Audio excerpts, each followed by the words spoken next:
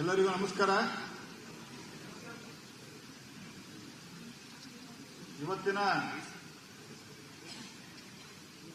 ಕಾರ್ಯಕ್ರಮದ one nation one election ಇದರ ಮುಖ್ಯ ಅತಿಥಿಗಳಾಗಿರುವಂತಹ ನಮ್ಮ ರಾಜ್ಯದ ಅಧ್ಯಕ್ಷರು, ನನ್ನ ಆತ್ಮೀಯ ಸ್ನೇಹಿತರಾದಂತಹ ಶ್ರೀ ಬಿವೈ ವಿಜೇಂದ್ರ ಅವರೇ, ಈ ಕಾರ್ಯಕ್ರಮವನ್ನ ಬಹಳ ಅಚ್ಚುಕಟ್ಟಾಗಿ ಆಯೋಜನೆ ಮಾಡಿರುವಂತಹ ಮತ್ತು ಮಿಕ್ಸ್ಡ್ ಆಡಿಯನ್ಸ್ ಅನ್ನ ವ್ಯವಸ್ಥೆ ಸೀರಿಯಸ್ ಡಿಸ್ಕಷನ್ ಮಿಕ್ಸ್ಡ್ ಆಡಿಯನ್ಸ್ ಅನ್ನ ಮಾಡಿದ್ದಾರೆ. ಮಿಕ್ಸ್ಡ್ ಅಂದ್ರೆ ಯುವಕರು ಇದ್ದಾರೆ, ವಿದ್ಯಾರ್ಥಿಗಳು ಇದ್ದಾರೆ, ಸ್ವಲ್ಪ ವಯಸ್ಸಾದವರು ಇದ್ದಾರೆ, ಬಹಳ ಜನ ವಯಸ್ಸಾದವರು ಇದ್ದಾರೆ. ಬಹಳ ವಯಸ್ಸಾಗಿದೆ ಅಂತ ಹೇಳಿಲ್ಲ ನಾನು.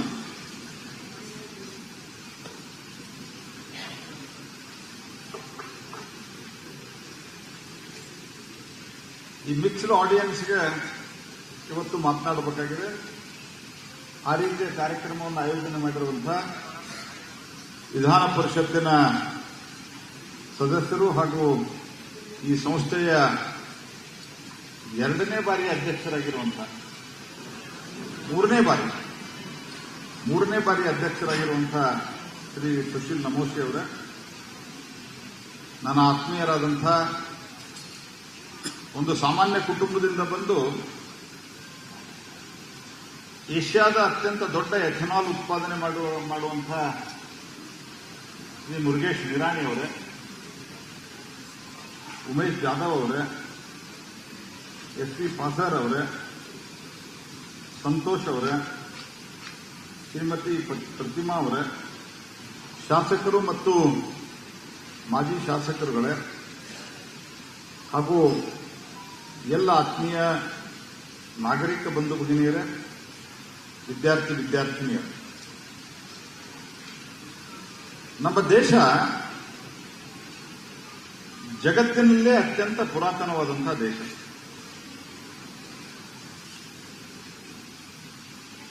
ಅನೇಕರಿಗೆ ಒಂದು ಭ್ರಮೆ ಇದೆ. ನಮ್ಮ ದುರ್ದೈವದಿಂದ ಸ್ವಾತಂತ್ರ್ಯೋತ್ತರದ ಸಂದರ್ಭದಲ್ಲಿ ನಮಗೆ ಕಲಿಸಿದ್ದು ಅದನ್ನೇ ಕಲಿಸಿದರು.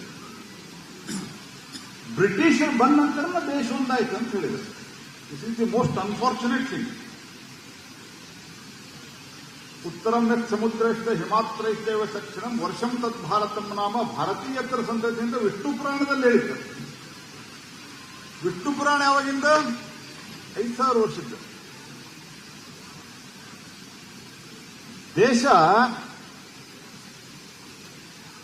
ಬಾಕಿ ದೇಶಗಳು, ಬಾಕಿ ನಾಗರಿಕತೆಗಳು ಕಣ್ಣು ತೆಗೆಯುವುದಕ್ಕಿಂತ ಮೊದಲು, ಕಣ್ಣು ಬಿಡುವುದಕ್ಕಿಂತ ಮೊದಲು ಭಾರತ ಇದ್ದು, ಜಗತ್ತು ಭಾಷೆಯ ವಿಷಯದಲ್ಲಿ ಕೂಡ ಶೈಶಾವಸ್ಥೆಯಲ್ಲಿದ್ದಾಗ ಅತ್ಯುತ್ತಮವಾದಂತಹ ವ್ಯಾಕರಣ ಸೂತ್ರವನ್ನು ಕೊಟ್ಟಂತಹದ್ದು ಕೂಡ ಇದೇ ಭಾರತ ಅನ್ನೋದನ್ನು ನಾವು ಮರಿಬಾರದು.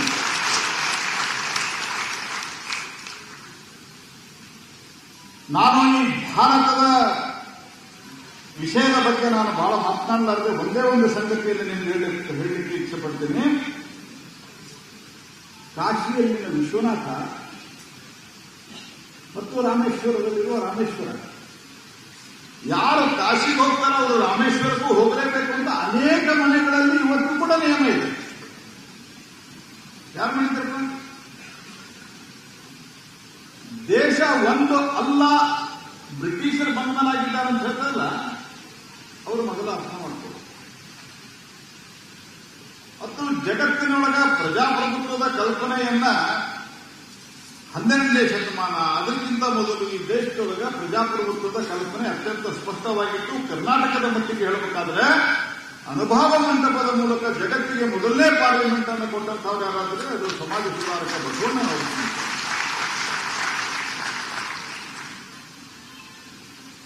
ಈಗ ನಾವು ಒನ್ ನೇಷನ್ ಅಂತ ಹೇಳಿದ ತಕ್ಷಣ ಕೆಲವರಿಗೆ ಕರೀತಾರೆ. ಪ್ರಧಾನಮಂತ್ರಿ ನರೇಂದ್ರ ನಮ್ಮ ಡಿಪಾರ್ಟ್ಮೆಂಟ್ ವಿಷಯ ರೆಫರ್ ಮಾಡಿ ಹೇಳೋದಾದ್ರೆ one nation one ration card ಅಂತ ಹೇಳಿ ನಿಮಗೆ ನೆನಪಿರಲಿ. You can just go through the records of the Lok Sabha and Rajya Sabha, that is parliament. ಜನ ಅದನ್ನು ಯೂಸ್ ಮಾಡಿ one nation one ration card ಹೆಂಗಾಗತ್ತೆ? ನಾವು ಹೇಳಿದ್ವಿ ಗುಲ್ಬರ್ಗಾದಿಂದ ಯಾರಾದರೂ ಮುಂಬೈಗೆ ಹೋಗಿ, ಗುಲ್ಬರ್ಗಾದಿಂದ ಯಾರಾದರೂ ಬೆಂಗಳೂರಿಗೆ ಹೋಗಿ ಅವನ ಕೆಲಸಕ್ಕೆ ಹೋಗ್ತಾನೆ ಅಂದ್ರೆ ಬೆಂಗಳೂರಿನಲ್ಲಿ ಅವನಿಗೆ ನಾವೇನು ಬಡವರಿಗೆ ಕೊಡ್ತಾ ಇದ್ದೀವಿ ಅಂತ ರೇಷನ್ ಆತನಿಗೆ ಸಿಗ್ಬೋದು. One nation one ration card ಇರೋಲ್ಲ. ಒನ್ ರೇಷನ್ ಒನ್ ರ್ಯಾಂಕ್ ಮಾಡಿದ್ವಿ. ಅವ್ರು ಆಶ್ವಾಸನೆ ಕೊಟ್ಟರು ಮಾಡಲಿಲ್ಲ, ನಾವು ಆಶ್ವಾಸನೆ ಕೊಟ್ಟು ಮಾಡಿದ್ವಿ.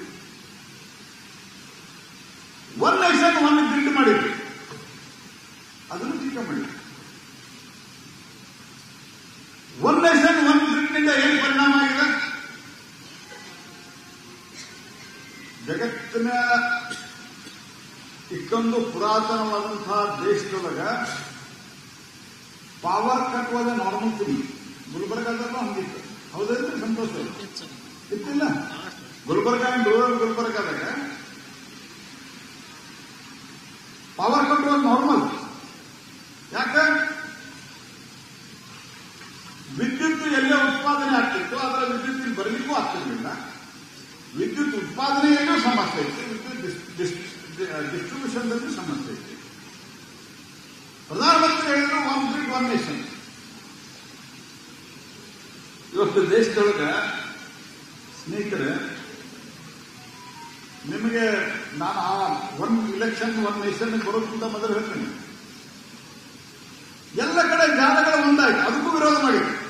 ಇವತ್ತು ದೇಶದೊಳಗ ಪವರ್ ಶಾರ್ಟೇಜ್ ಇನ್ 0.01%.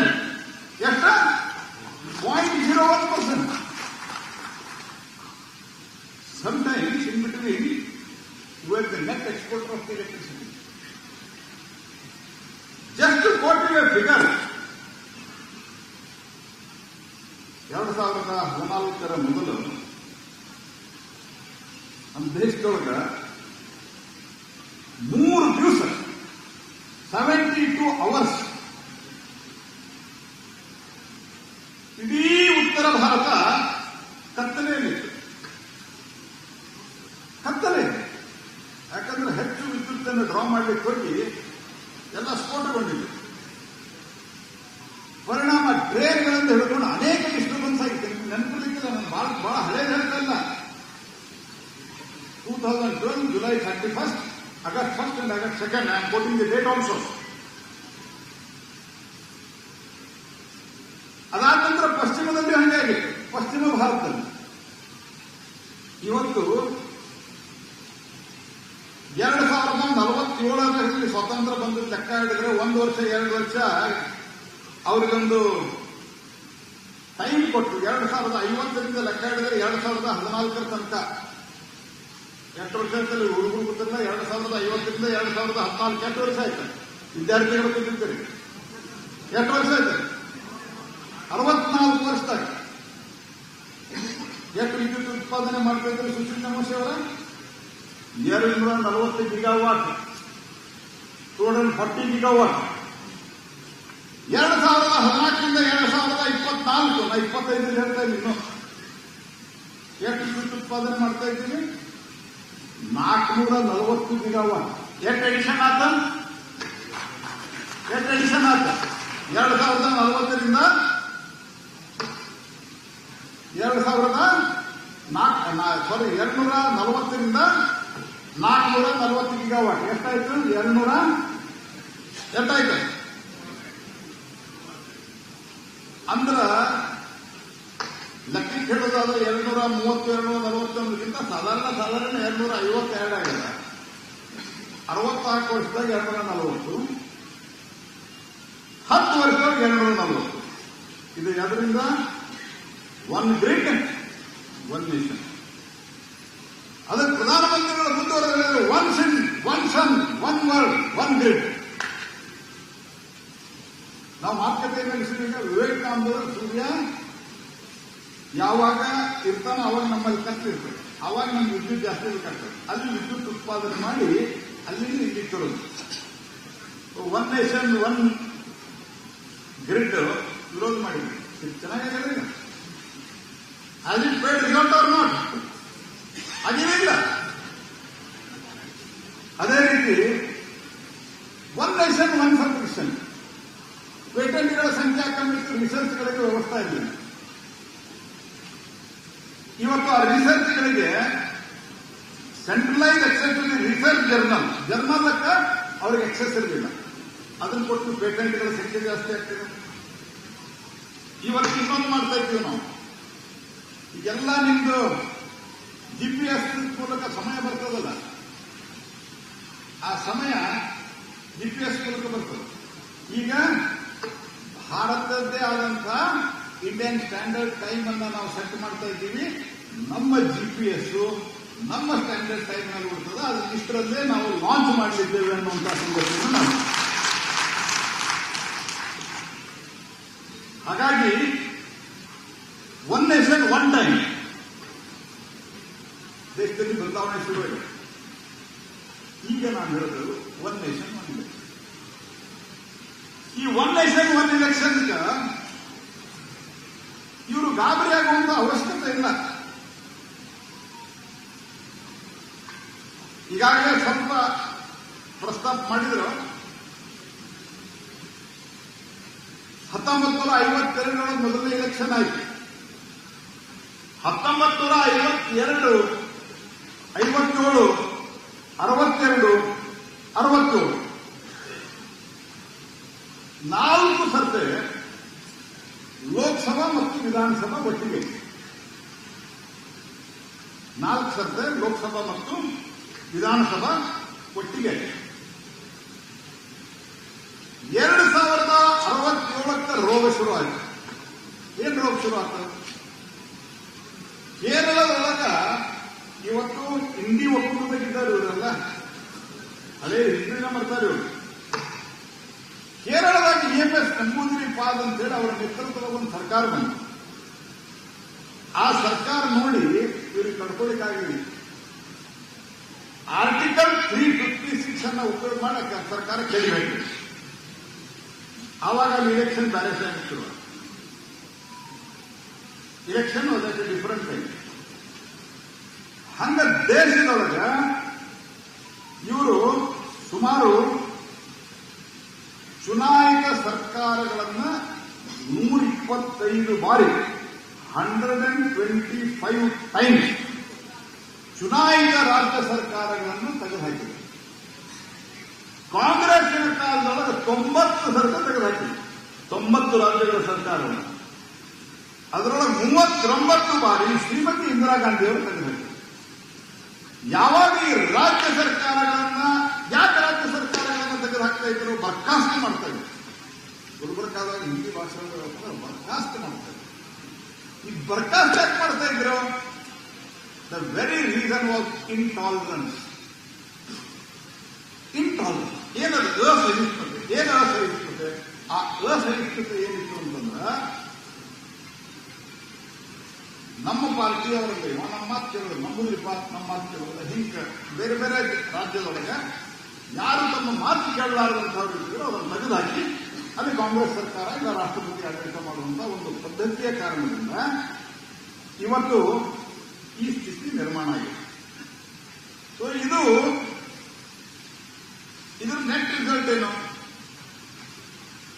2000 ನಿಮ್ಮ ಹಂಗೆ ಒಂದು ಮಕ್ಕಳಿರೋದ್ರಿಂದ ನಾನು ಹೇಳ್ತೇನೆ, ವಿದ್ಯಾರ್ಥಿಗಳಿರೋದ್ರಿಂದ 2024ರಲ್ಲಿ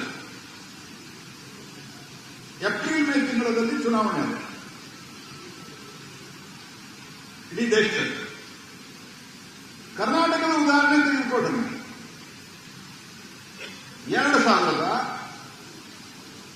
2023 ಏಪ್ರಿಲ್ ಚುನಾವಣೆ. ಏನಪ್ಪ ಶೈಲೇಂದ್ರ, ಯಾವಾಗ ಚುನಾವಣೆ? 23 23 ಆ ಚುನಾವಣೆ, 24 ನಮ್ಮ ಚುನಾವಣೆ, ಅದಾದ ನಂತರ 4 ಚುನಾವಣೆ ಇದೆ. ಎಲ್ಲೆಲ್ಲಿ? ಜಾರ್ಖಂಡ್ದಾಗಾಯ್ತು, ಮಹಾರಾಷ್ಟ್ರದಾಗಾಯ್ತು, ಡೆಲ್ಲಿ ಒಳಗಾಯ್ತು, ಒಡಿಸ್ಸಾದಾಗಾಯ್ತು, ಹರಿಯಾಣದಾಗಾಯ್ತು, 4-5 ಅಂದ್ರ ದೇಶದ ಮತ್ತು ರಾಜ್ಯದ ಸರ್ಕಾರಗಳು ಏಕಕಾಲಕ್ಕೆ ಆಗಬೇಕಂತನ್ನೋದು ಬಹಳ ಸಹಜವಾದಂತಹ ಜನರ ಅಪೇಕ್ಷೆ ಇದೆ. ಆದ್ರೆ ಈ ಒಂದು ಮಧ್ಯೆ ಬಂದಂಥ ಈ ರೋಗದ ಕಾರಣದಿಂದ ಇದು ಹಾಗೆ ಸಮಸ್ಯೆ ನಿರ್ಮಾಣ ಆಗ್ತಾ ಹೋಗಿದೆ. ಅದಕ್ಕೆ ನಾವೇನು ವಿಚಾರ ಮಾಡಿದ್ವಿ, Bharat today we're a very vibrant democracy. ಜಗತ್ತಿನಲ್ಲಿ ಅತ್ಯಂತ ದೊಡ್ಡ ಪ್ರಜಾಪ್ರಭುತ್ವ ರಾಷ್ಟ್ರ ಯಾವುದು? Bharat. We are the largest democratic country of the world. Not only largest, we are the vibrant democracy. ನಾವು ಅತ್ಯಂತ ವೈಬ್ರೆಂಟ್ ಡೆಮೋಕ್ರಸಿ. ಪ್ರಜಾಪ್ರಭುತ್ವ ಬಹಳ ಸ್ಟ್ರಾಂಗ್ ಅಲ್ಲ. ಪ್ರಜಾಪ್ರಭುತ್ವವನ್ನ ಜಗತ್ತಿನಲ್ಲಿ ಎಲ್ಲೇನು ಬೇಕಾದ್ ಮಾಡುವುದು. ಬೇರೆ ಬೇರೆ ದೇಶದ ಮದರ್ ಆಫ್ ಡೆಮೋಕ್ರಸಿ ಅಂತಾರ, ಫಾದರ್ ಆಫ್ ಡೆಮೋಕ್ರಸಿ ಅಂತಾರ. ಆದರೆ ಡೆಮೋಕ್ರಸಿಯ ಮೂಲ ಇರುವುದು ಭಾರತದಲ್ಲಿ, ಭಾರತೀಯ ರಕ್ತದಲ್ಲಿ. ಸ್ನೇಹಿತರೆ, ಈ ಪ್ರಜಾಪ್ರಭುತ್ವ ಜಗತ್ತಿನ ಅತಿದೊಡ್ಡ ಪ್ರಜಾಪ್ರಭುತ್ವ ರಾಷ್ಟ್ರದವರನ್ನ ನಮ್ಮಲ್ಲಿ ಯಾವುದಕ್ಕೂ ಕಮ್ಮಿ ಇಲ್ಲ. ನೈಸರ್ಗಿಕ ಸಂಪತ್ತಿದೆ. ಅದರಲ್ಲೂ this is A golden period. This is A golden period. ಯಾಕೆ ಗೋಲ್ಡನ್ ಪೀರಿಯಡ್? ಸುಮಾರು 2060 ತನಕನೂ till 2060 India will be the most Young country of the world. ಜಗತ್ತಿನ ಅತ್ಯಂತ ಯುವ ರಾಷ್ಟ್ರ ಅಂದ್ರೆ ಅದು ಭಾರತ. ಅದರ ಪರಿಣಾಮ ಏನಾಗ್ತದ? ಜಗತ್ತಿನೊಳಗ India is going to become the manufacturing hub. The world factory is going to become the India. ಅವಾಗ ನಾವು 12 ತಿಂಗಳು 24 ತಾಸು ಚುನಾವಣೆ ಮಾಡ್ಕೊಳ್ಲಿಕ್ಕೆ ಆಗೋದಿಲ್ಲ, ಮಾಡಬಾರದು. ಯಾಕಂದ್ರೆ ಯು ಕೆನಾಟ್ ಟೇಕ್ ಡಿಸಿಷನ್. ಒಂದು MLC ಚುನಾವಣೆ ಆದ್ರೆ 1-2 ತಿಂಗಳು ಬಂದ್ ಮಾಡ್ತಾರೆ. ನಮ್ಮ ಸುಶೀಲ್ ಅಮೋಶ್ ಅವರು, ಅವ್ರು ಓಟ್ ಹಾಕೋರು ಟೀಚರ್ಸ್, ಆದ್ರೆ ಎಲ್ಲ ಬಂದ್, ಏನು ಮಾಡೋಂಗಿಲ್ಲ. ಎಲ್ಲ ದಾದಾಗಿರಿ ಕೆಲವು ಆಫೀಸರ್ಗಳು ಮಾಡ್ಕೊತಿರ್ತಾರೆ time. So we have to change this system. ಈ ಸಿಸ್ಟಮ್ ಚೇಂಜ್ ಮಾಡಬೇಕು ಅಂತ ಅನ್ನೋ ಕಾರಣಕ್ಕಾಗಿ ನಾವು ಭಾರತದ ಸಂವಿಧಾನಕ್ಕೆ 129ನೇ ತಿದ್ದುಪಡಿಯ ಮೂಲಕ ನಾವು ಒಂದು ಬದಲಾವಣೆಯನ್ನು ತಂದು ಏಕಕಾಲಕ್ಕೆ ಚುನಾವಣೆ ಅಂತ ಮಾಡ್ತೇವೆ. ಅದಕ್ಕೆ ರಾಮನಾಥ್ ಕೋವಿಂದ್ ಒಂದು ವಿಮಾನದಲ್ಲಿ ಅಧ್ಯಯನ ಇದೆ. ಈ ಒಂದು ಅಧ್ಯಯನದ ಹಿನ್ನೆಲೆಯಲ್ಲಿ ಅವರನ್ನು ಅಧ್ಯಕ್ಷರನ್ನಾಗಿ ಮಾಡಿದ್ದು, ಅವರು ಇದನ್ನು ಸಮಗ್ರವಾಗಿ ಅಧ್ಯಯನ ಮಾಡಿ ಏಕಕಾಲಕ್ಕೆ ಚುನಾವಣೆ ಮಾಡುವುದರ ಬಗ್ಗೆ ನಾವು ಪ್ರೋಸೆಸ್ ಅನ್ನು ಮಾಡಿದ್ವಿ. ಮತ್ತು ಈ ಪ್ರೋಸೆಸ್ ಬಗ್ಗೆ ಬಹಳ ದೊಡ್ಡ ಚರ್ಚೆ ಶುರುವಾಗಿದೆ. ಏನ್ ಚರ್ಚೆ? ಕನ್ಸಲ್ಟೇಷನ್ ಇಲ್ಲ. 2019 ಪಾರ್ಲಿಮೆಂಟ್ ಅಫೇರ್ಸ್ ಮಂತ್ರಿ ತಾನ ಜವಾಬ್ದಾರಿಯನ್ನು ನಿರ್ವಹಿಸಬೇಕಾದ್ರೆ ಇಡೀ ದೇಶದ ಎಲ್ಲಾ ರಾಜಕೀಯ ಪಕ್ಷಗಳ ಅಧ್ಯಕ್ಷರ ಸಭೆ ಕರೆದಿದ್ದು ನಾವು, ಪ್ರಧಾನಮಂತ್ರಿಗಳ ನೇತೃತ್ವದಲ್ಲಿ ಎಲ್ಲ ಅಧ್ಯಕ್ಷರು, ಮಮತಾ ಬ್ಯಾನರ್ಜಿಯಿಂದ ಹಿಡ್ಕೊಂಡು ಸ್ಟಾಲಿನ್ನವರೆಗೆ. ಅವತ್ತು ದೇವೇಗೌಡರ ಪಾರ್ಟಿ ನಮ್ಮ ಜೊತೆಗೆ ಇರಲಿಲ್ಲ. ದೇವೇಗೌಡರವರೆಗೆ ಎಲ್ಲಾ ಪಾರ್ಟಿಯನ್ನ ನಾವು ನಮ್ಮ ಈ ಸಭೆಗೆ ಕರೆದಿದ್ವಿ. ಮೆಜಾರಿಟಿ ಜನ ಹೇಳಿದ್ರು, ಮೆಜಾರಿಟಿ ಅಧ್ಯಕ್ಷರು ಇಲ್ಲಿ ಕರೆಕ್ಟ್ ಇಲ್ಲ. ಅದಾದ್ಮೇಲೆ ಕಮಿಟಿ ರಚನೆ ಆಯಿತು. 62 ರಾಜಕೀಯ ಪಕ್ಷಗಳು ಬಂದಿದ್ದು, 47 ರಾಜಕೀಯ ಪಕ್ಷಗಳು ಇದಕ್ಕೆ ಬಂದಿರೋದು. ಯಾಕೆ good idea? Why is a good idea? ಎಲ್ಲಾ ಸರ್ಕಾರಕ್ಕೆ ನಿರ್ಣಯ ತೆಗೆದುಕೊಳ್ಳಬೇಕಾಗುತ್ತೆ. ಏನೋ ಒಂದು ಲಾರ್ಜರ್ ಅಂತಂದು ಒಂದು ಕಠಿಣವಾದಂತಹ ನಿರ್ಣಯವನ್ನು ತೆಗೆದುಕೊಳ್ಳಬಹುದು. ಈಗ ಮಾಡ್ಕೊಳ್ತ ಎಲೆಕ್ಷನ್ ಮೈಕನ್ನ ತಮ್ಮಲ್ಲಿಗೆ ಕೊಳ್ಳಾಗ್ತಾ ಇದೆ. ಹಾಗಾಗಿ ದೇಶದಲ್ಲಿ ಸ್ಟೆಬಿಲಿಟಿ ಇರುತ್ತೆ. ಆ stability that is called as political stability. ನೋಡ್ರಿ, ನೀವು ಒಂದು ವ್ಯತ್ಯಾಸ ಗಮನಿಸಿ. ಪೊಲಿಟಿಕಲ್ ಸ್ಟೆಬಿಲಿಟಿಯ ಪರಿಣಾಮ ಏನಾಗ್ತದೆ? ಪೊಲಿಟಿಕಲ್ ಸ್ಟೆಬಿಲಿಟಿಯ ಪರಿಣಾಮ ದೇಶದೊಳಗ ಏನು ಆಗ್ತದೆ ಅಂತನ್ನೋದಕ್ಕೆ ಒಂದೇ ಒಂದು ಸಿಂಪಲ್ ಉದಾಹರಣೆ ವಿಜೇಂದ್ರ ಅವರು ಪ್ರಸ್ತಾಪ ಮಾಡಿದ್ರು. ಇವತ್ತು ಜಗತ್ತಿನ ಈ ಹಿಂದೆ 2014 ಮುಂಚೆ ಏನ್ ಹೇಳ್ತಾ ಇದ್ರು, ಭಾರತಕ್ಕೆ ಜಗತ್ತಿನ 5 ಅತ್ಯಂತ ದುರ್ಬಲ ಆರ್ಥಿಕತೆಗಳಲ್ಲಿ ಭಾರತ ಒಂದು ಅಂತ ಹೇಳ್ತಾರೆ. 5 ಫ್ರಾಜೈಲ್ ಎಕಾನಮಿ ಆಫ್ ದಿ ವರ್ಲ್ಡ್, ಅದರೊಳಗೆ ಭಾರತ ಒಂದು ಹೆಸರು. ನಾನಿಲ್ಲಿ ಅತ್ಯಂತ ಅಧಿಕೃತವಾಗಿ ಹೇಳ್ತಾ ಇದ್ದೇನೆ, ಇದೆಲ್ಲ ಪಾರ್ಲಿಮೆಂಟ್ ನಲ್ಲಿ ಅವತ್ತಿನ ಸರ್ಕಾರ ಸ್ವೀಕಾರ ಮಾಡಿ, ಹೌದು ನಮ್ಮ ಎಕಾನಮಿ ವೀಕ್ ಇದೆ ಅಂತ. ನಮ್ಮನ್ನ ಜಗತ್ತು ಮಾತನಾಡಿಸಿದಂತ ರೀತಿ ಬೇರೆ, ರೀತಿ ಬೇರೆ ಆಗ್ತಿರ್ತದ. ನಿಮ್ಗೆ ಅದಕ್ಕೊಂದು ಸ್ಟೋರಿ ಹೇಳಿ ಮುಂದೆ ಹೋಗ್ತೇನೆ. ಒಂದು ಊರಾಗ ಒಬ್ಬವ ವ್ಯಕ್ತಿ ಇದ್ದ.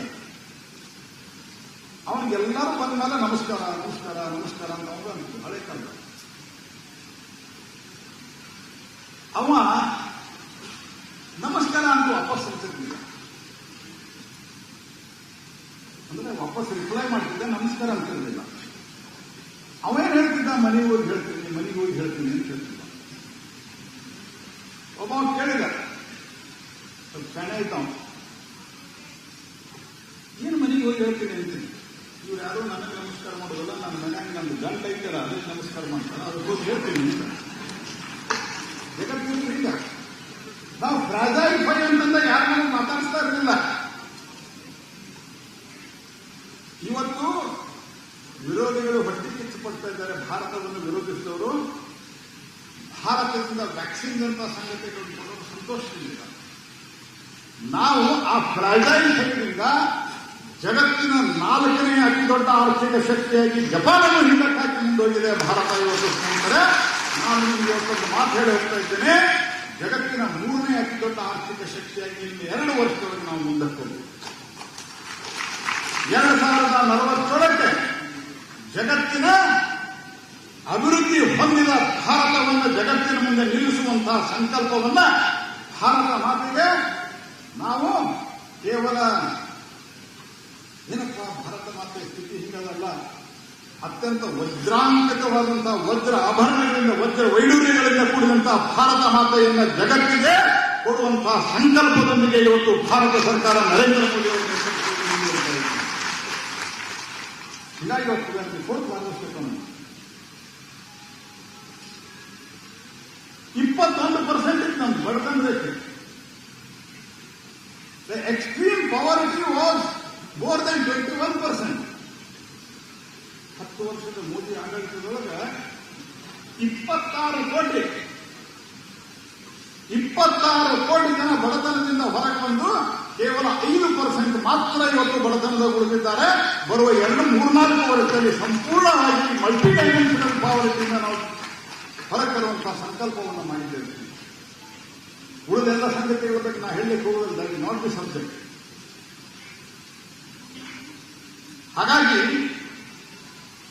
ಈ ಪೊಲಿಟಿಕಲ್ ಸ್ಟೆಬಿಲಿಟಿ ಬಗ್ಗೆ ನಾನು ಹೇಳ್ತೇನೆ. ಈ political stability, where there is able leadership and political stability, ability and stability together bring growth.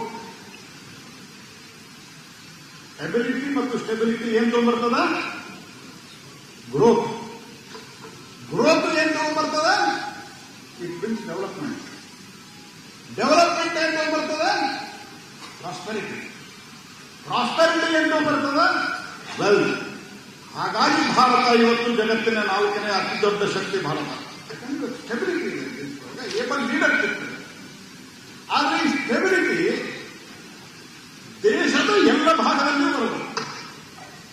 ಇಲ್ಲೊಂದು ಎಲೆಕ್ಷನ್, ಅಲ್ಲೊಂದು ಎಲೆಕ್ಷನ್, ಅದೊಂದು, ಇದು ಆಗಬಾರ್ದು.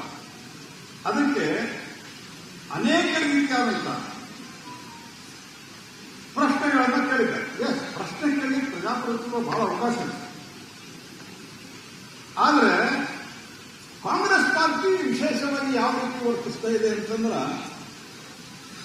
ಇನ್ನು ಮುಂದೆ ನಾವು ಪ್ಯಾನ್ ಇಂಡಿಯಾ ಪಾರ್ಟಿ ಆಗಲಿಕ್ಕೆ ಸಾಧ್ಯ ಇಲ್ಲ ಅನ್ನೋದಕ್ಕೆ ವರ್ತಿಸ್ತಾ ಇದೆ. ಅವ್ರ ಆರ್ಗ್ಯುಮೆಂಟ್ ಏನ್ ಮೊನ್ನೆ ಪಾರ್ಲಿಮೆಂಟ್ ಅಲ್ಲಿ, ನೀವು ಒನ್ ಎಲೆಕ್ಷನ್ ಒನ್ ನೇಷನ್ ತರ್ತಾ ಇದ್ದೀರಿ, one nation one ration card ತಂದ್ರಿ, ಒನ್ ನೇಷನ್ ಒನ್ ಗ್ರಿಡ್ ತಗೊಂಬಂದ್ರಿ, ಒನ್ ನೇಷನ್ ಒನ್ ಸಬ್ಸ್ಕ್ರಿಪ್ಷನ್ ತಂದ್ರಿ, one nation one time, one nation one tax, ಇದೆಲ್ಲ ತಂದಿರಿ. ಭಯ ಹೆಂಗೆ ಹುಚ್ಚಿದತನದ ಭಯ. ಒನ್ ನೇಷನ್ ಒನ್ ಇದು ಮಾಡಿಬಿಡ್ತಾರೆ ನಮ್ಗೆ. ನಾವೇನಿದೆಲ್ಲ ಮಾರಾಯ, ನೀವು ಆಗೋದಿಲ್ಲ ಅಂದ್ರೆ ನಾವಿರ್ತೀವಿ, ಮತ್ತೆ ನೀವು ಆಗಲಿಕ್ಕೆ ಪ್ರಯತ್ನ ಮಾಡಿಲ್ಲ. ಇದು ನಮ್ಮ ಕಡೆ ಇಲ್ಲೇ ಇಲ್ಲ. ಅದು ನಾವು ಕಳಿಸ್ಬೇಕು, ಎಕ್ಸ್ಪೋರ್ಟ್ ಮಾಡಿ. ಈ ಭಯದಿಂದ ವಿರೋಧ ಮಾಡ್ತಾರೆ. ಏನ್ ಹೇಳಿದ್ರು, ಒಂದು ವಿಧಾನಸಭೆ ರದ್ದಾದ್ರೆ ಏನ್ ಮಾಡ್ತೀರಿ, ಅಕಸ್ಮಾತ್ ಅಲ್ಲಿ ಅದು ಬಿಟ್ಟೋದ್ರೆ ಏನ್ ಮಾಡ್ತೀರಿ ಸರ್ಕಾರ?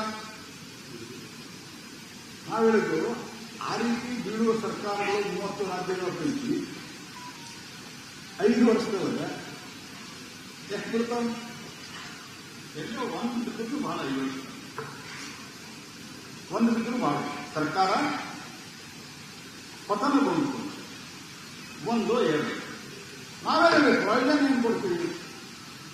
ಅವ್ರದ್ದು ಎಷ್ಟು ಅವಧಿ ಇದೆ ಅಷ್ಟೇ ಅವಧಿಗೆ ಮತ್ತೊಂದು ಚುನಾವಣೆ, ಮತ್ತು ಅವರು ವಿಧಾನಸಭಾ ಚುನಾವಣೆ, ಮತ್ತು ಎಲ್ಲ ರಾಜ್ಯಗಳ ಜೊತೆ ಅವಾಗ ಜನನೂ ಜಾಣರ ನೋಡಿ. ಜನ ಬಹಳ ಜಾಣರಿದ್ದಾರೆ. ಕಳೆದ ಬಾರಿ ಒಡಿಶಾದಾಗ ಲೋಕಸಭಾ ವಿಧಾನಸಭಾ ಚುನಾವಣೆ ಆಯಿತು. ಲೋಕಸಭಾದಾಗ ನಮ್ಗೆ ಸೀಟ್ ಕೊಟ್ಟರು, ವಿಧಾನಸಭಾದಾಗ ಅಧಿಕಾರ ಬಿಜೆಡಿ ಕೊಟ್ಟರು. ಆಂಧ್ರ ಪ್ರದೇಶದಾಗ ಚುನಾವಣೆ ಆಯಿತು. ಅದಕ್ಕಿಂತ ಮೊದಲು 14 ನಮಗೆ ಸೀಟ್ಗಳು, ತೆಲಂಗಾಣದ ನಮಗೆ ಸೀಟು ಜಾಸ್ತಿ ಬಂದು, ಆ ರೀತಿ ಬಂದಿದ್ದು ಚಂದ್ರಶೇಖರ ಅವರ ಸರ್ಕಾರ ಮಾಡಿ. ಕರ್ನಾಟಕದಲ್ಲೂ ಆಗಿದೆ. ಕರ್ನಾಟಕದಲ್ಲಿ 2023 ಚುನಾವಣೆ ಆದರೆ 136 ಸೀಟು, 2024 ಲೋಕಸಭಾ ಚುನಾವಣೆ ಆದರೆ ನಮ್ದು 19 seat. People are quite intelligent. ಜನರ ಜಾಣತನವನ್ನು ಪ್ರಶ್ನೆ ಮಾಡಲಿಕ್ಕೆ ಕಾಂಗ್ರೆಸ್ ಪಾರ್ಟಿ ಮತ್ತು ಅವರ ಇಕೋಸಿಸ್ಟಮ್ದವರು ಹೊರಟಿದ್ದಾರೆ. ಅಕಸ್ಮಾತ್ ಲೋಕಸಭಾ ಬಿಟ್ಟಂದ್ರೆ ಏನ್ ಮಾಡ್ತೀವಿ, ಎಲ್ಲ ವಿಧಾನಸಭಾ ರದ್ದು ಮಾಡ್ತೀರ. ಈ ಕಾಂಗ್ರೆಸ್ ಪಾರ್ಟಿಯೊಳಗೆ ಕೆಲವರು ತಿಳಿದು ಮಾತಾಡ್ತಾರೆ, ಕೆಲವರು ತಿಳಿಲಾರದೆ ಮಾತಾಡ್ತಾರೆ, ಮತ್ತು ಕೆಲವರು ಇಂಥವ್ರಿದ್ದಾರೆ. ಅವರು ಮೋದಿ ಟ್ರಂಪ್ ಬಗ್ಗೆ ಮಾತಾಡಿದ್ರೆ ಅಷ್ಟೇ ದೊಡ್ಡವರಾಗ್ತೀವಿ ಅಂತ ತಿಳ್ಕೊಂಡಿದ್ರು. ತಮ್ದೇನಂತ ಗೊತ್ತಿಲ್ಲ ಇಲ್ಲ ಅವರಿಗೆ. ಮೋದಿ ಬಗ್ಗೆ ಮಾತಾಡೋದು ಜನ ಬೆಳಿಗ್ಗೆ, ಟ್ರಂಪ್ ಬಗ್ಗೆ ಮಾತಾಡೋದು. ಇಲ್ಲೇನ ರೀತಿಯಲ್ಲಿ ಮಾತಾಡೋದಿಲ್ಲ, ಅವ್ರ ಬಗ್ಗೆ ಮಾತಾಡೋದು. ಇವರು ಪ್ರಶ್ನೆ ಮಾಡ್ತಾರೆ. ಅದ್ರಲ್ಲಿ ಲೋಕಸಭಾ ವಿಸರ್ಜನೆ ಅಂತಂದ್ರೆ, ಲೋಕಸಭೆ ವಿಸರ್ಜನೆ ಆದ್ರೂ ಉಳಿದ ಅವಧಿಗೆ ಮಾತ್ರ ಲೋಕಸಭೆಗೆ ಚುನಾವಣೆ ಆಗ್ತದೆ. What is your problem? ಆದ್ರೂ ಈಗ ಮಾಡಿ ಅಂತಾರೆ. ಇಷ್ಟೆಲ್ಲ ಕೇಳಿದ್ವಿ ನಾವು. ಏನು ಆಲ್ ಪಾರ್ಟಿ ಮೀಟಿಂಗ್ ಆಗಿತ್ತು, ಅದರಲ್ಲಿ ಕೇಳಿದ್ವಿ, ಕಂಡಕ್ಟ್ ಮಾಡ್ತೀವಿ, ನಿಮ್ ಪ್ರಾಬ್ಲಮ್ ಏನಪ್ಪ ಅಂತ ಕೇಳಿದ್ವಿ. ಸ್ವಲ್ಪ ತಿಳಿಸ್ಬಿಡಿಪ್ಪ, ಹೋಗಿ ನಮ್ಗೆ ಹೇಳಿಕಾಗ ನಾವೆಲ್ಲ ಹೇಳಿದ್ರು, ಹಿಂಗೆಲ್ಲ ಮಾಡ್ತೀವಿ ಅಂತ, ಹಿಂಗೆಲ್ಲ ಕಮಿಟಿ ಮಾಡ್ತೀವಿ. ಮತ್ತೆ ನಾವು ಅದೇ ಹೇಳಿದ್ವಿ, ನಿಮ್ಗೆ ಟೈಮ್ ಕೊಡ್ತೀವಿ, 2029 ನಂತರ ನಾವು ಪ್ರೊಸೆಸ್ ಶುರು ಮಾಡ್ತೀವಿ, ನೀವು ತಯಾರಾಗ್ರಿ ಅಂತ ಹೇಳಿ. ಬೇಕಾದ್ರೆ ನಿಮ್ಮ ಲೀಡರ್ ಇನ್ನೊಂದು ಲಾಂಚ್ ಮಾಡ್ರಿ ಅಂತ ಹೇಳಿ. 25-30 ಲಾಂಚ್ ಮಾಡಿದ್ವಿ. ಚಂದ್ರಯಾನೂ ಸಕ್ಸಸ್ ಆಗ್ತದೆ. ಕಾಂಗ್ರೆಸ್ ಲೀಡರ್ ಲಾಂಚ್ ಮಾಡೇ ಮಾಡ್ತಾರೆ, ಆಗುದೇ ಇಲ್ಲ. ಮೊದಲು ಬಜಾಜ್ ಸ್ಕೂಟರ್ ಇತ್ತು, ಬಡ್ಡಿ ಸರ ಹೊಡೆದ್ರೆ ಅಕ್ಕಿ ಕೊಡೋದು ಚಾಲು ಆಗ್ತಿದ್ವಿ. ಬಜಾಜ್ ಸ್ಕೂಟರ್ ಅಂತ ಬೇಗ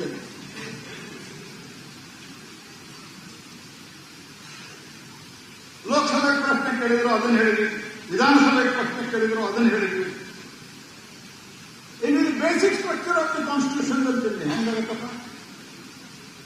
4 ಎಲೆಕ್ಷನ್ 5 ಎಲೆಕ್ಷನ್ ಮಾಡಿದಲ್ಲ, ಅವ ಆಗಿರಲಿಲ್ಲ. ಹೋಗ್ಲಿ, ಬೇಸಿಕ್ ಸ್ಟ್ರಕ್ಚರ್ ಅಂದ್ರೆ ಏನು? ನಾವು ರಾಜ್ಯದೇನೋ ಅಧಿಕಾರ ಒಂದು ಸ್ವಲ್ಪ ತಸ್ಕೊಂಡು ಕೇಂದ್ರದಾಗ ಇಟ್ಬಿಡ್ತೀವಿ. ಈಗ ಸದ್ಯಕ್ಕೆ ನಾವು ಸ್ಟ್ರಾಂಗ್ ಇದ್ದೀವಿ. ಸದ್ಯಕ್ಕೆ ಅಂದ್ರೆ ಮುಂದೆ ಬಹಳ ಸ್ಟ್ರಾಂಗ್ ಇರೋರಿದ್ದೀವಿ ನಾವು ಮೋದಿ ಅವರ ಮತ್ತೆ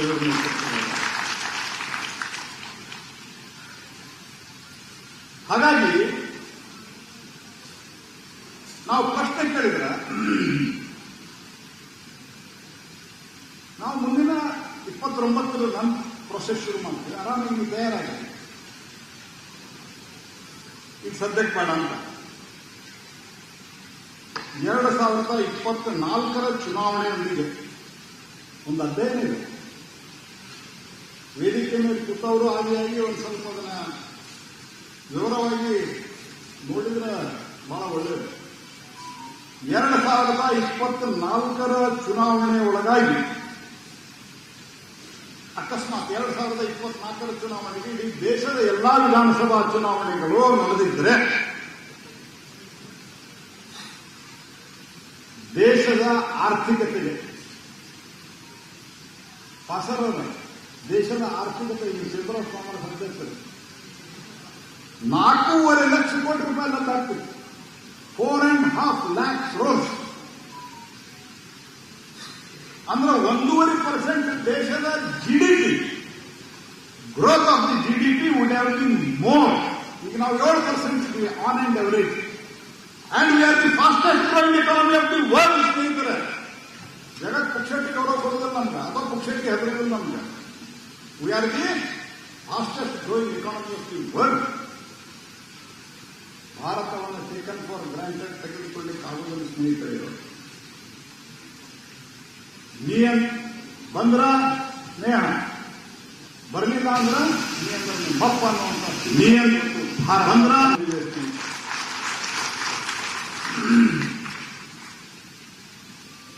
1.5% ಯಾರಿಗೆ ಲಾಭ ಆಗ್ತದೆ? ಯಾರಿಗೆ ಬೆನಿಫಿಟ್ ಆಗ್ತೈತಿ? ದೇಶದ ಬಡ ಜನರಿಗೆ ಬೆನಿಫಿಟ್ ಆಗ್ತಾ ಇತ್ತು.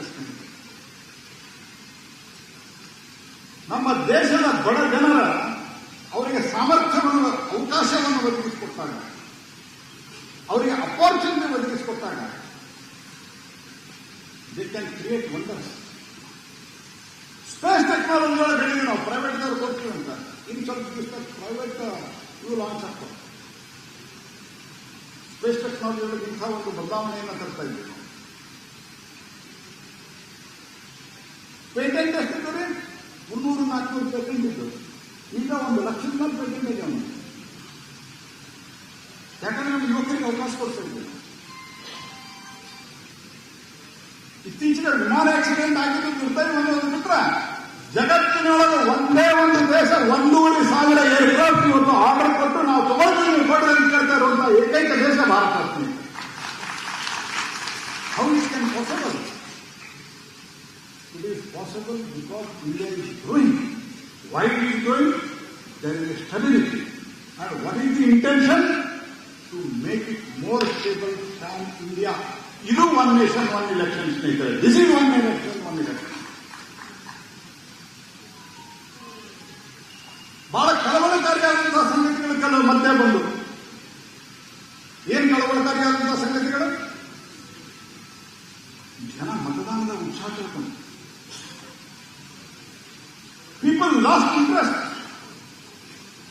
ಸತತವಾಗಿ ಇಲೆಕ್ಷನ್.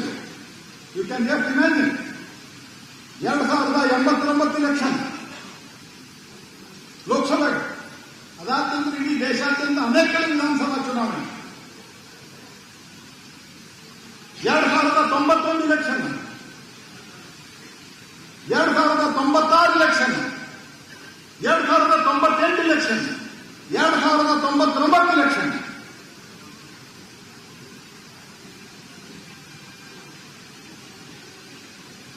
ದೇಶದೊಳಗಂತ ಒಂದು ಸರ್ಕಾರ ಇತ್ತು, ಅವಾಗ ಹೇಳ್ತಾ ಇದ್ರು not taking decision is also decision ಅಂತ.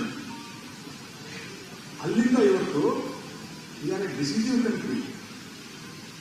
There is no policy paralysis. ಹಾಗಾಗಿ ಸ್ನೇಹಿತರೆ, ಈ ಯಾವುದೇ ರೀತಿಯಾದಂತಹ ಏನು ಆತಂಕಗಳನ್ನ ವ್ಯಕ್ತಪಡಿಸ್ತಾ ಇದ್ದಾರಲ್ಲ, ಇದಕ್ಕೆ ಯಾವುದೇ ರೀತಿಯ ಅರ್ಥ ಇಲ್ಲ.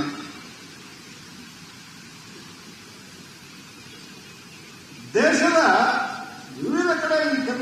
ಸಂಚಾರ ಮಾಡಿತು ಮೇಲ್ಗಳ ಮೂಲಕ ಒಂದು ಪರಿಣಾಮಕಾರಿಯಾದಂಥ ಸಂವಹನ ನಡೆಸಿದ್ರು. ಕಮ್ಯುನಿಕೇಶನ್, ಇಂಟ್ರಾಕ್ಷನ್ 83% ದೇಶದ ಜನ ಪಾರ್ಟಿಸಿಪೇಟ್ ಮಾಡೋದ್ರಲ್ಲಿ ವಿಷಯ ಗೊತ್ತಾಗಿದೆ. ದೇಶದ ಅಭಿವೃದ್ಧಿ ದೃಷ್ಟಿಯಿಂದ ಅತ್ಯುತ್ತಮವಾದಂತಹ ಒಂದು ಪ್ರಯೋಗ ಇದು ಮಾಡಬೇಕಂತ ಹೇಳಿ. ಆದರೆ ಅವರಿಗೆ ಭಯ ಏನು ಉಂಟಾಗ್ತಾ ಇದೆ ಅಂತಂದ್ರೆ, ಒಂದೇ ಸರ್ತಿ ಇಲೆಕ್ಷನ್ ಆಗಿಬಿಟ್ರ ಅವ್ರ ಭಯ ನಾನು ಮುಂದೆ ವ್ಯಕ್ತಪಡಿಸಿ ಹೇಳ್ತಾ ಇದ್ದೀನಿ. ಮೋದಿ ಮತ್ತು ಬಿಜೆಪಿನ ಬಂದ್ರೆ ಹೆಂಗಂತ ನಾಳೆ ನೀವು ತಯಾರಾಗ್ರಿ, ನಿಮ್ಮ ಪಾರ್ಟಿ ತಯಾರು ಮಾಡ್ರಿ. ನಮ್ಮ ಪಾರ್ಟಿ ಹುಟ್ಟಿದ 1952 ಆಮೇಲೆ ನಡು ನೀವು ಬ್ಯಾನ್ ಮಾಡಿದ್ರಿ, ಅಂದ್ರೆ ನಮ್ಮ ವಿಚಾರಧಾರೆಗಳನ್ನು ಬ್ಯಾನ್ ಮಾಡಿದ್ರಿ. ಅದಾದ ನಂತರ ತೊಂದರೆ ಆಯ್ತು, ಎಮರ್ಜೆನ್ಸಿ ಬಂತು. ಎಮರ್ಜೆನ್ಸಿ ಬಂದ ನಂತರ ಪುನಃ ಹುಟ್ಟಿದ 1980 ನಾವು ಇಷ್ಟು ವರ್ಷದೊಳಗೆ ಇವತ್ತು ಕಂಟ್ರಿ ಫಸ್ಟ್, ದೇಶ ಮೊದಲು ಅನ್ನುವಂತಹ ಒಂದು ಸಿದ್ಧಾಂತದಿಂದ ಬಂದಿರೋದ್ರಿಂದ ದೇಶದಲ್ಲಿ ಪರಿವರ್ತನೆ. ಯಾವುದು ಕ್ರಮಣ ಇದು? ಭ್ರಷ್ಟಾಚಾರ. 2004ರಿಂದ 2014 ತನಕ ಒಟ್ಟು ಭ್ರಷ್ಟಾಚಾರದ ದುಡ್ಡು ಎಷ್ಟು ಗೊತ್ತ? ಎಷ್ಟು ಗೊತ್ತಾಗ? 12 ಲಕ್ಷ ಕೋಟಿ ರೂಪಾಯಿ 2004ರಿಂದ 2014 ತನಕ. 2004ರಿಂದ 12 ಲಕ್ಷ ಕೋಟಿ ಅಂತಂದ್ರ, ನಾನೊಂದ್ಸತಿ ಇನ್ನೊಂದು ಕಾಲೇಜ್ನಾಗ ಭಾಷಣ ಮಾಡ್ತಾ ಇರ್ಬೇಕಾದ್ರೆ ನಾನು ಕೇಳಿದ ಆ ಟೈಮ್ಗಳು 12 ಲಕ್ಷ ಕೋಟಿ ಅಂದ್ರೆ ಅದರ ಮುಂದೆ 0 ಎಷ್ಟು ಬರ್ತಾವ, 0 ಎಷ್ಟು ಬರ್ತಾವ ಅಂತ. ಅವಾಗ ನಾನು ಹೇಳಿದ್ದೆ, ಸೋನಿಯಾ ಗಾಂಧಿಯವರ ಮನೆಯಿಂದ ಬರೀಲಿಕ್ಕೆ ಶುರು ಮಾಡಿದ್ರು, ರಾಹುಲ್ ಗಾಂಧಿ ಮನೆ ಹೋಗಿ ನಿಂತು 0 ಬರೀ. Amount of the corruption. Why? There was no stability, there was no leadership. ಈ ಸ್ಟೆಬಿಲಿಟಿ, ಎಬಿಲಿಟಿ ಅಂಡ್ ಲೀಡರ್ಶಿಪ್ ಇದು ಒನ್ ನೇಷನ್ ಒನ್ ಎಲೆಕ್ಷನ್ ಮೂಲಕ ಮಜಬೂತ್, ಪಾರ್ಟಿಗಳು ಮಜಬೂತ್ ಹೋಗ್ತಾರೆ, ಲೀಡರ್ಶಿಪ್ ಮಜಬೂತ್ ಹೋಗ್ತಾರೆ. ಜಗತ್ತಿನೊಳಗ, ದೇಶದೊಳಗ ಯಾವ ವ್ಯಕ್ತಿಗೂ ಪರ್ಮನೆಂಟ್ ಅಲ್ಲ. If you have a good intention, ಯಾಕಂದ್ರೆ ಮೋದಿಯವರಿಗೆ 3 ಸತಿ ಅವಕಾಶ ಕೊಟ್ಟರು, ಹಂಗೆ ಅವಕಾಶ ಕೊಡೋದಿಲ್ಲ. ಜನಕ್ಕೆ ಅನಿಸ್ತು ಈ ಮನುಷ್ಯ ಏನಾದ್ರು ಮಾಡ್ತಾನೆ. ಮೊದಲೇನಾಗ್ತಾ ಇತ್ತು, ಮುಂಬೈದಾಗ ಬಂದು ಹೊಡಿತಾ ಇದ್ರು, 200-300 ಜನ ಸಾಯ್ತಾ ಇದ್ರು. ಡೆಲ್ಲಿ ಒಳಗೆ ಸರೋಜಿನಿ ಮಾರ್ಕೆಟ್ದಾಗ ಬಂದು ಹೊಡಿತಾ ಇದ್ರು. ದೀಪಾವಳಿ 2 ದಿವಸದಾಗ ಹೊಡಿತಾರೆ. ಖರೀದಿ ಜಮೋ ಜನ ತುಂಬಿದ್ರು. ಅಸ್ಸಾಮದ ಕಾಮಾಖ್ಯ ಮಂದಿರದ ಹತ್ರ ಹೊಡೆದ್ರು, ಸಂಕಟ ವಿಮೋಚನ ಮಂದಿರದ ಹೊಡೆದ್ರು, ಬೆಂಗಳೂರ KCA ಸ್ಟೇಡಿಯಂ ಹತ್ರ ಹಾಕಿದ್ರು ಬಾಂಬು, ಪುಣೆ ಬೆಸ್ಟ್ ಬೇಕ್ರಿ, ಹೈದರಾಬಾದ್ ಮುಂದಿನ ಪಾರ್ಕ್ ಹತ್ತಿರ ಹೇಳ್ಬೋದು ನಾನು. ಎಲ್ಲಿ ಬೇಕಾದ್ರೆ ಆಗ್ತಿದ್ರು. ಆಮೇಲೆ ನಾವೇನ್ ಮಾಡ್ತಾ ಇದ್ವಿ, ಅಮೆರಿಕಕ್ಕೆ ಹೋಗಿ ಅಳ್ತಾ ಇದ್ವಿ, ಹೊಡೆದ್ರು ಹೊಡೆದ್ರು ಹೊಡೆದ್ರು. ಅವರೆಲ್ಲ ಹೇಳ್ತೀನಿ ಅಂತ ಹೇಳ್ಕೊಳ್ತಿದ್ರು. ಈಗ ಹೊಡೆದ್ರು ಅಂತಂದ್ರ ಯಾರ ಮುಂದೆ ಹೋಗಿ ಹೇಳಿದ್ರೆ ನಾವು ಯಾರ ಮುಂದೆ ಏನ್ ಮಾಡ್ತಾರೆ, ಇವ್ರು ಹೊಡಿತಾರ ಇವ್ರು ಬಡಿತಾರ ಅಂತ ಹೇಳಿಲ್ಲ. ಎಲ್ಲಿ ಅಳಿಲಿ ಕೂತಾರ ಅಲ್ಲಿ 100ಕ್ಕೂ ಹೆಚ್ಚು ಜನ ಅಲ್ಲೇ ಹಣವಾಗಿ ನೋಡುವಂತಹ ವ್ಯವಸ್ಥೆಯನ್ನು ಭಾರತ ಸರ್ಕಾರ ಮಾಡಲಿಕ್ಕೆ ಸಾಧ್ಯ. ಇದಕ್ಕೆ ಬೇಕಾದಂಥದ್ದು ಸಾಮರ್ಥ್ಯ, ಇದಕ್ಕೆ ಬೇಕಾದಂಥದ್ದು ಲೀಡರ್ಶಿಪ್, ಇದಕ್ಕೆ ಬೇಕಾದಂಥದ್ದು ಸ್ಟೆಬಿಲಿಟಿ. ಆ ಸ್ಟೆಬಿಲಿಟಿಯನ್ನ ಹೆಚ್ಚು ಮಾಡುವುದು. ರಾಜ್ಯಗಳು ಅಭಿವೃದ್ಧಿ ಹೊಂದಿದಾಗ ದೇಶ ಅಭಿವೃದ್ಧಿ ಹೊಂದಿದೆ. ಆ ಕಲ್ಪನೆಯಿಂದ ಎಲ್ಲ ರಾಜ್ಯಗಳು, ಕೇಂದ್ರ ಸರ್ಕಾರ ಒಟ್ಟಿಗೆ ಸೇರಿ 5 ವರ್ಷಗಳ ಕಾಲ ಕಂಟಿನ್ಯೂಸ್ ಆಗಿ ಅಭಿವೃದ್ಧಿ, ಎಕಾನಮಿ ಮತ್ತು ದೇಶದ ಸಮಗ್ರತೆ, ರಾಜ್ಯದ ಸಮಗ್ರತೆ, ರಾಜ್ಯದ ಅಭಿವೃದ್ಧಿ ಬಗ್ಗೆ ನಾವು ಗಮನ ಕೊಡಬೇಕು ಅನ್ನುವಂಥದ್ದೇ ಕಲ್ಪನೆ ಒನ್ ನೇಷನ್ ಒನ್ ಎಲೆಕ್ಷನ್. ಆದ್ದರಿಂದ ಆಲ್ ಅದರ್ ಥಿಂಗ್ಸ್ ಇವರೇನು ಹೇಳ್ತಾ ಇದ್ದಾರಲ್ಲ, ಇದರ ಅನ್ಫೌಂಡೆಡ್. ಯಾವುದೇ ರೀತಿಯಾದಂತಹ ಇದಕ್ಕೆ ಅರ್ಥನೇ ಇದೆ. ಅನ್ಫೌಂಡೆಡ್, ಇದಕ್ಕೇನು ಬೇಸಿಲ್ಲ.